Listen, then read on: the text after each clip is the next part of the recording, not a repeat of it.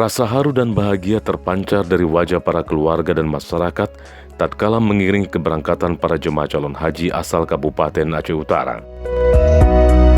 Sebanyak 7 armada bus telah disiapkan untuk mengangkut rombongan jemaah menuju asrama haji embarkasi Banda Aceh. Dengan titik keberangkatan dipusatkan di Masjid Besar Al-Izzah Krumane dan Masjid Agung Baitur Rahim Lok Sukon.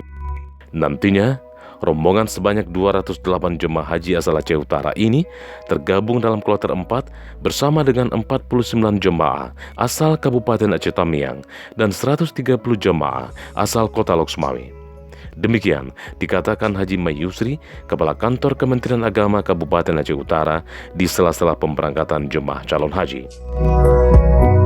Dikatakannya, tahun ini jumlah jemaah calon haji asal Aceh Utara sebanyak 267 jemaah, terbagi dalam 3 kloter, yakni kloter 1 sebanyak 57 jemaah, kloter 3 sebanyak 2 jemaah, dan 2 kloter tersebut saat ini telah bertolak ke Arab Saudi.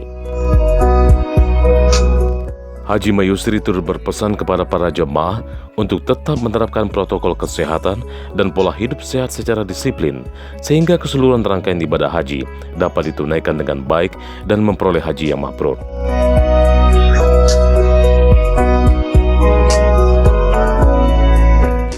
Guna mendukung kelancaran perjalanan menuju asrama haji Banda Aceh, rombongan mendapat pengawalan dari personel Polres Lok Sukon, Satpol PP dan WH Aceh Utara.